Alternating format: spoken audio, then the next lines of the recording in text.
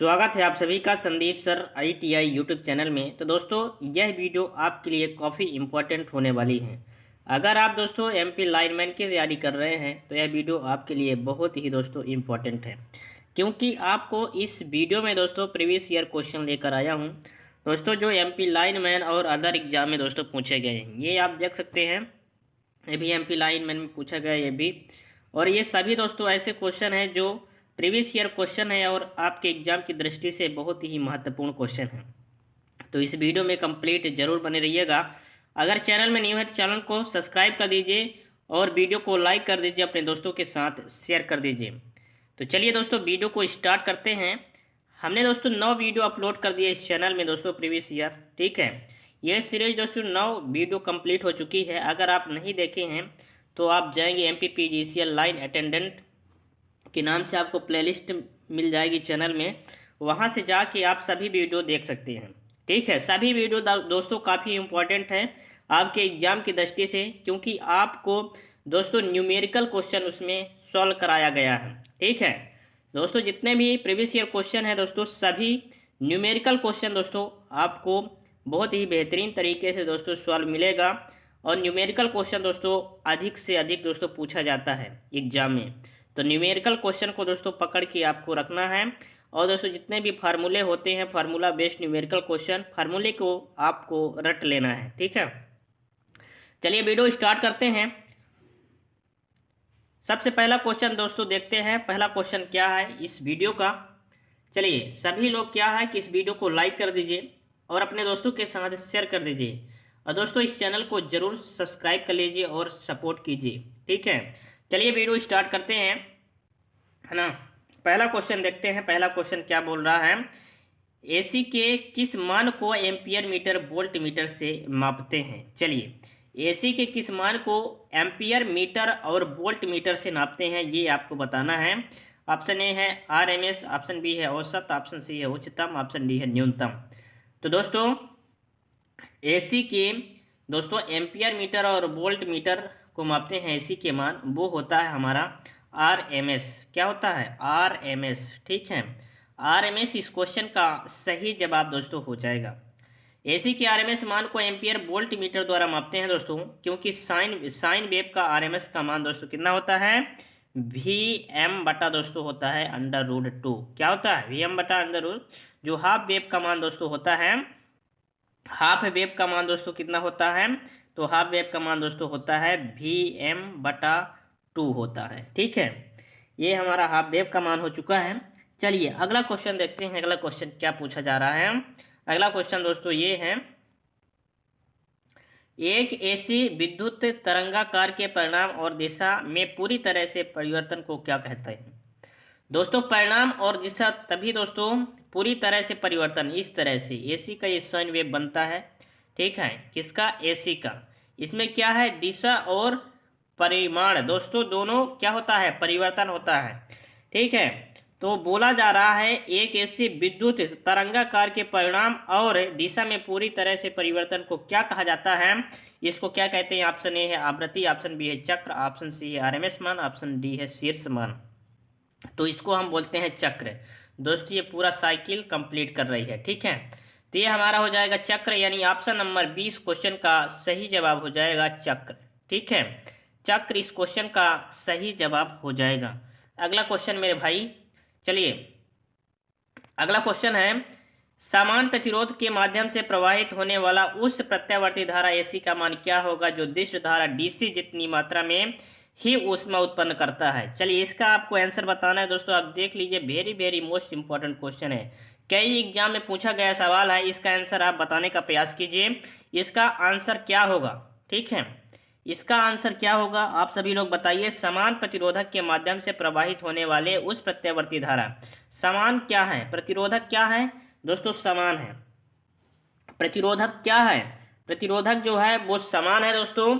और प्रवाहित होने वाली AC धारा है जो दिष्ट धारा DC जितना मात्रा में ऊष्मा क्या करती है, उत्पन्न करती है।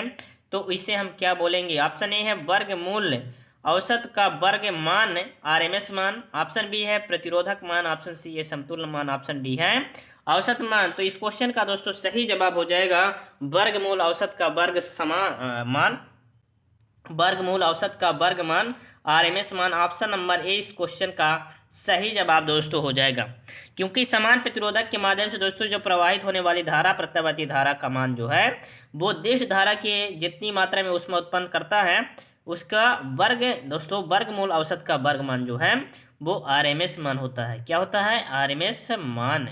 ठीक है, आरएमएस मान होता है। ज्ञात करने जैसे जा तरंग, ठीक है, जा तरंग हेतु मान जो होता है वो होता है हमारा Vm/√2। ठीक है, होता है जब Vm क्या है, Vm दोस्तों होता है अधिकतम मात्रा। क्या होता है? Vm होता है दोस्तों, Vm जो होता है वो होता है अधिकतम मात्रा। क्या होता है? अधिकतम मात्रा, अधिकतम मात्रा होता है। ठीक है, अधिकतम मात्रा।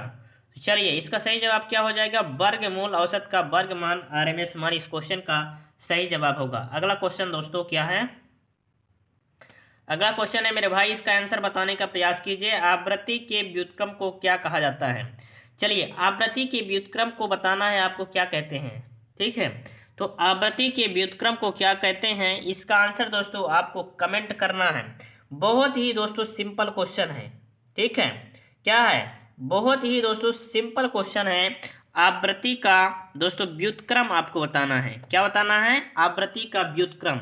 तो आवृत्ति बराबर दोस्तों होता है, क्या होता है? आवृत्ति बराबर, ये फार्मूला आपको पता होगा, 1/आवर्तकाल। क्या होगा? 1/आवर्तकाल या समय अवधि। ठीक है, ऑप्शन में देखते हैं। ऑप्शन ए बोल रहा है समय स्थिरांक, ऑप्शन बी बोल रहा है अनुनाद, ऑप्शन सी बोल रहा है आयाम, ऑप्शन डी बोल रहा है समय अवधि। ठीक है, तो इस क्वेश्चन का दोस्तों सही जवाब क्या हो जाएगा? इस क्वेश्चन का दोस्तों सही जवाब हो जाएगा, आवर्ती का जो व्युत्क्रम होता है वर्तकाल यानी समय अवधि होता है। ऑप्शन नंबर डी इस क्वेश्चन का दोस्तों सही जवाब हो जाएगा। दोस्तों एमपी लाइन में पूछा गया सवाल है।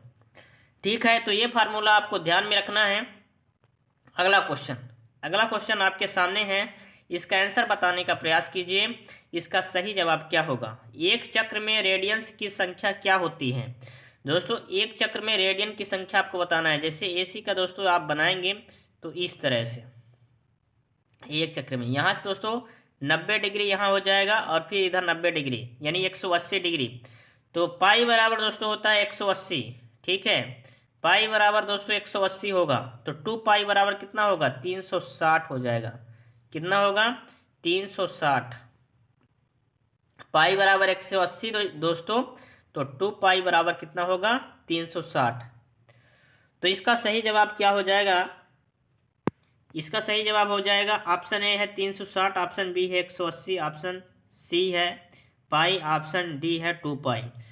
तो इसका सही जवाब दोस्तों क्या होगा? एक चक्र में 2 पाई रेडियन होगा। कितना होगा? 2 पाई रेडियन। ठीक है, जो 360 होती है, कितना होता है? 360 होता है मेरे भाई। ठीक है, एक चक्र दोस्तों, एक चक्र को पूरा करने में इनको कितना समय लगता है? एक आवर्तकाल कहते हैं। ये पूरा चक्र दोस्तों, इसका जो एक चक्र है इसको पूरा करने को पूरा जब हो जाता है उसे हम क्या कहते हैं? आवर्तकाल कहते हैं। एक सेकंड में चक्रों की संख्या आवृत्ति कहलाती है। क्या कहलाती है? एक सेकंड में, ठीक है, चक्रों की संख्या को हम क्या कहते हैं? आवृत्ति कहते हैं। ठीक है, तो एक सेकंड में दोस्तों 50 बार दोस्तों ये जो होती है एसी, 50 बार दोस्तों क्या होती है? आवृत्ति होती है, यानी चक्कर लगाती है। तब क्या कहते हैं इसे? 50 आवृत्ति, 50 हर्ट्ज। ठीक है, अगला क्वेश्चन,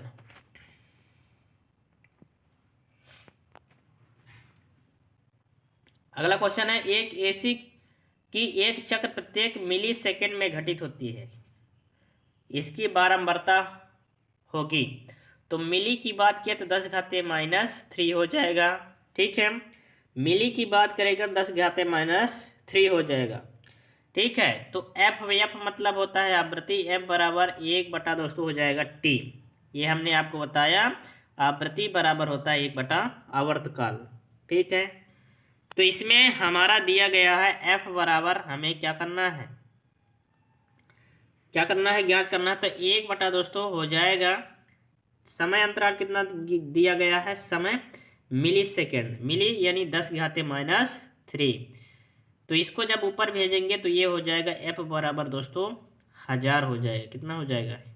1000 हर्ट्ज हो जाएगा। ठीक है, यानी ऑप्शन नंबर डी इस क्वेश्चन का सही जवाब हो जाएगा मेरे दोस्त, ऑप्शन नंबर डी।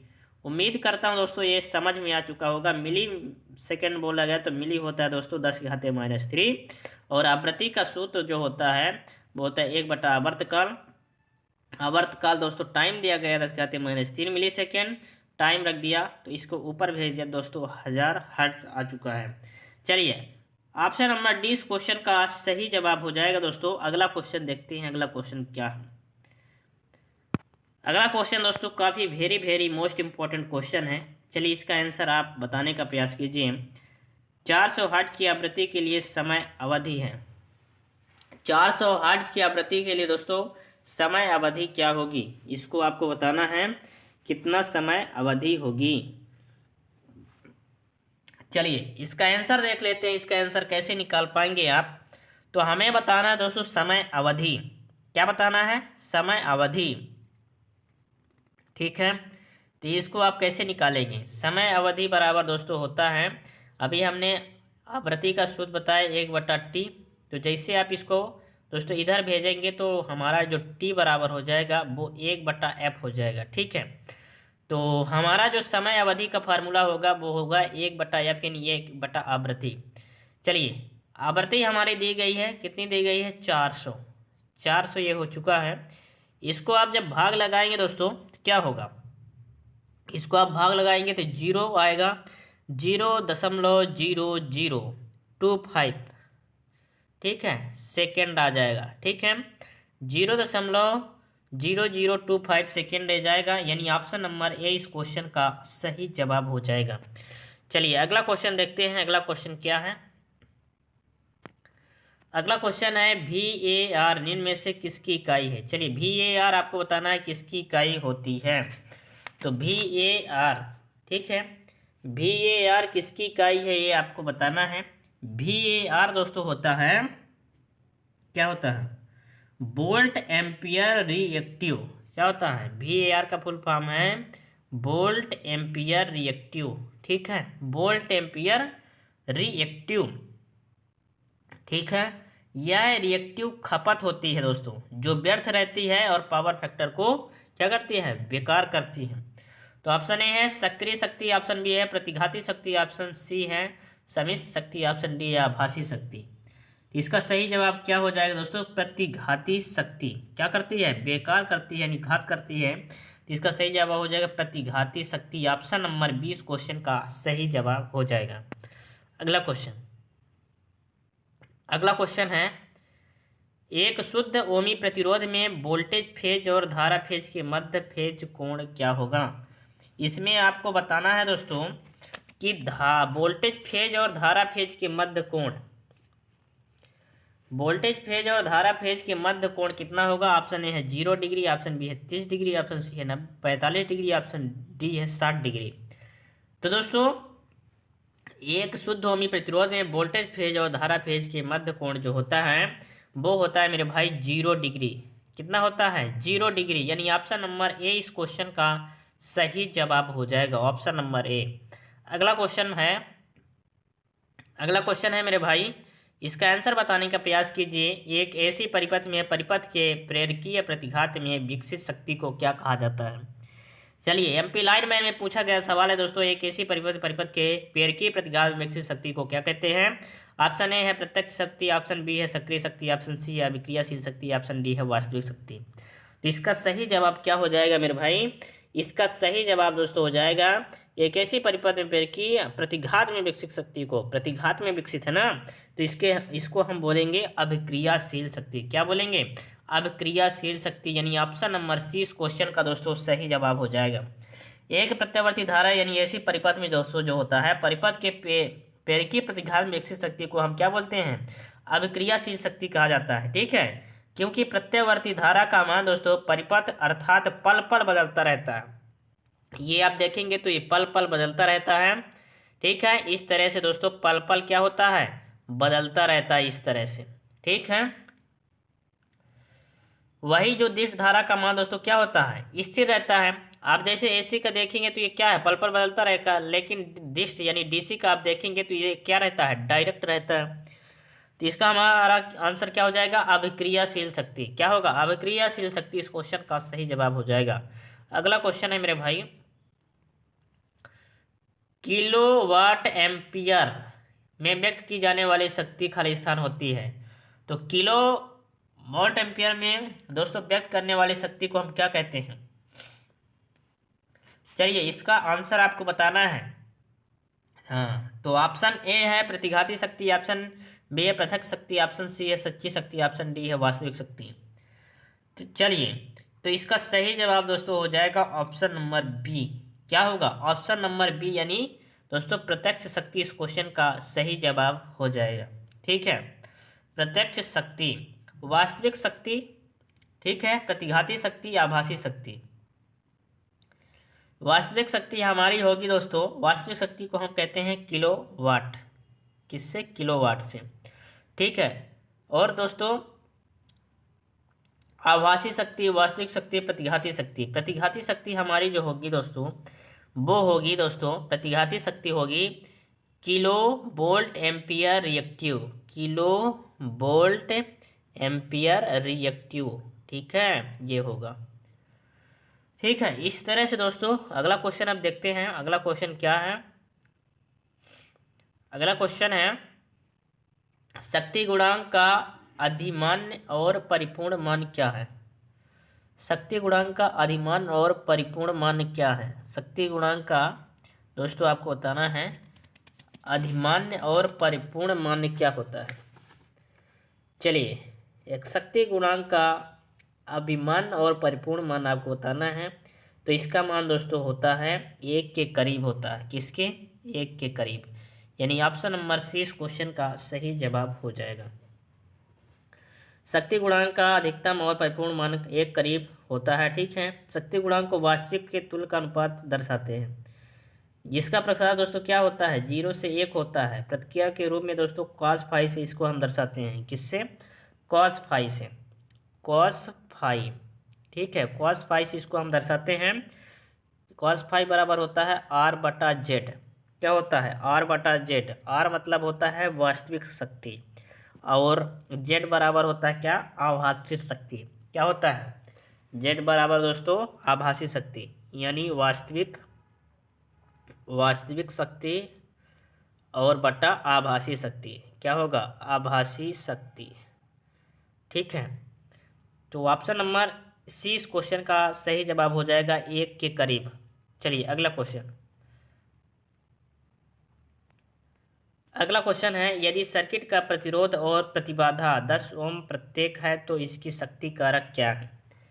चलिए आपको बताना है, क्या बताना है, यदि सर्किट का प्रतिरोध और प्रतिबाधा 10 ओम प्रत्येक है तो इसकी शक्ति कारक है। तो शक्ति इसका बताना है।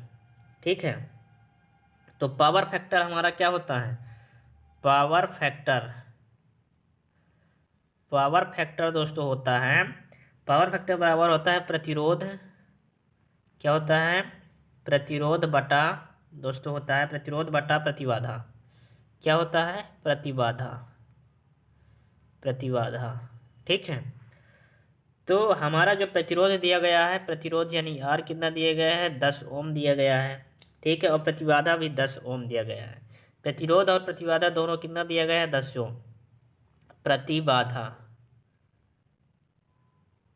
प्रतिबाधा भी 10 दिया गया है। ठीक है, तो प्रतिरोध बटा प्रतिबाधा लिख देते हैं 10/10।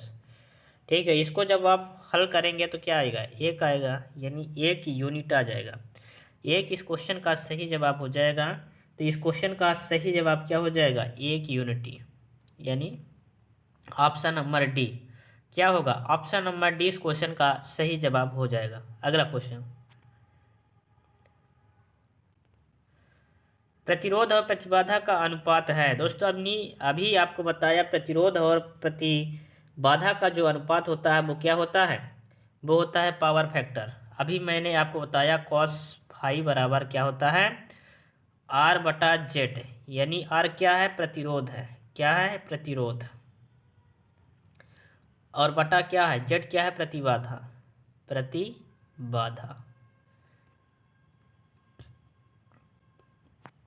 यानी क्या हो जाएगा, power factor. Option number D इस क्वेश्चन का सही जवाब हो जाएगा। ठीक है, अगला क्वेश्चन।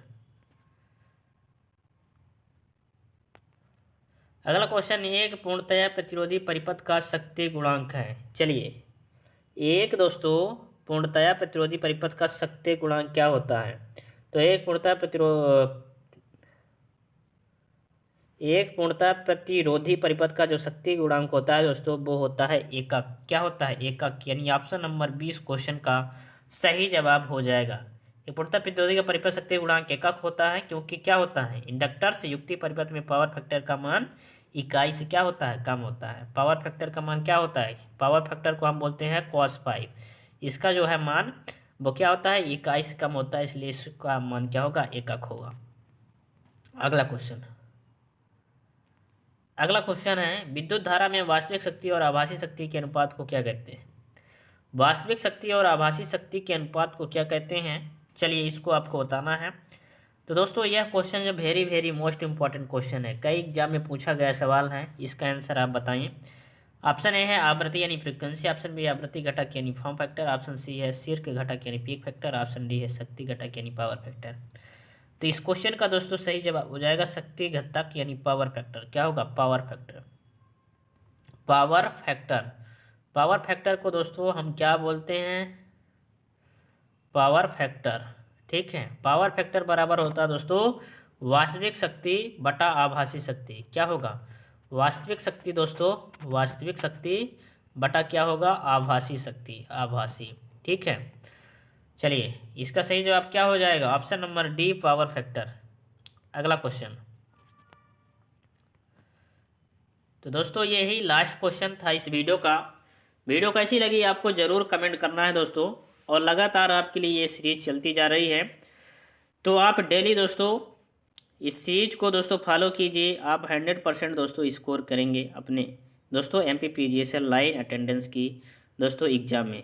ठीक है, तो आपको लगातार दोस्तों बने रहना है इस चैनल में और अपनी तैयारी को बेहतर करना है। आपके लिए दोस्तों नेक्स्ट वीडियो में दोस्तों इंडिया जीके क्वेश्चन लाने वाला हूँ दोस्तों, इंडिया जीके। अभी मध्य प्रदेश जीके का क्वेश्चन करवाया, अगर आप नहीं देखे हैं 200 क्वेश्चन कंप्लीट किया हूँ। कितने, 200 अगर आप नहीं देखे हैं क्वेश्चन, प्लेलिस्ट में जाएंगे MPPGSL मध्य प्रदेश दोस्तों जनरल नॉलेज। ठीक है, वहाँ से आप देख सकते हैं। 2 वीडियो कंप्लीट कर चुका हूँ और दोस्तों नेक्स्ट वीडियो लाने वाला हूँ। ठीक है, अब दोस्तों क्या है कि इंडिया जीके के भी क्वेश्चन दोस्तों लाने वाला हूँ, और आपके जो ED है वर्कशॉप कैलकुलेशन है उसके लिए दोस्तों भी वीडियो लाने वाला हूं, और कंप्यूटर के भी क्वेश्चन पूछे जाएंगे। तो कंप्यूटर की क्लास भी आपके लिए आएगी। तो दोस्तों आपको क्या करना है, सब्सक्राइब कर लेना है, और दोस्तों लगातार अपनी तैयारी को दोस्तों मजबूत करना है। ठीक है, क्योंकि आपके पास अब टाइम बहुत कम है। चलिए, मिलते हैं नेक्स्ट वीडियो में, तब तक के लिए जय हिंद, वंदे मातरम।